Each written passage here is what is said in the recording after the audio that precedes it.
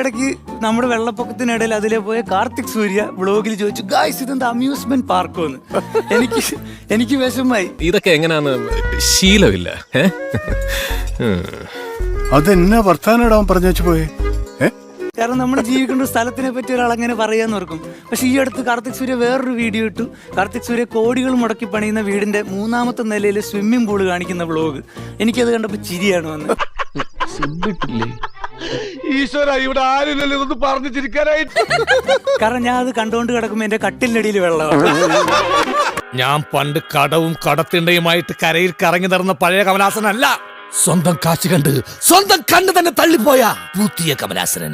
കാർത്തിക് സൂര്യക്ക് വെള്ളം കാണണമെങ്കിൽ 3 നില മേളിൽ കയറി പോണം. എനിക്ക് 2 തവണ കട്ടിലെ കിടന്ന് വൃണ്ടാൻ മതി.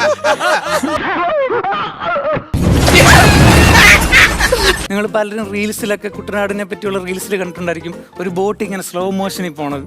അത് സ്ലോ മോഷൻ അല്ല, ബോട്ട് ശരിക്കും പോണ സ്പീഡാ.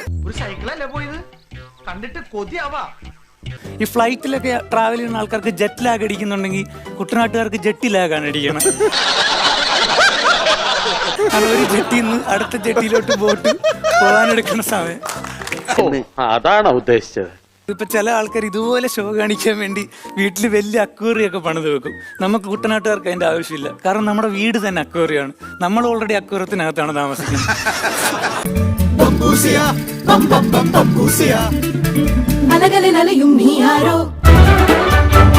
കുട്ടനാട്ടിൽ ഇതുപോലെ കുറെ പ്രത്യേകത ഉണ്ട്. അതായത് കേരളത്തിൽ എവിടെയും ടാറിട്ട തോട് ആകെപ്പാടെ നമുക്ക് കാണാൻ പറ്റുന്ന കുട്ടനാടി മാത്രമാണ്.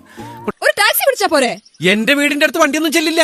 ഈ ഒരു സാഹചര്യത്തിലാണ് നമ്മൾ മുന്നോട്ടിനിയും ജീവിച്ചു പോകണമെങ്കിൽ, ഡാർവിന്റെ പരിണാമ സിദ്ധാന്തമൊക്കെ ശരിയാണെങ്കിൽ ഒരു 500 വർഷം കൂടെ കഴിഞ്ഞു കഴിഞ്ഞാൽ നമ്മൾ കുട്ടനാട്ടുകാർക്ക് ചെതുമ്പലൊക്കെ മുളച്ച് നമ്മൾ മത്സ്യകന്യകന്മാരായിട്ട് മാറും.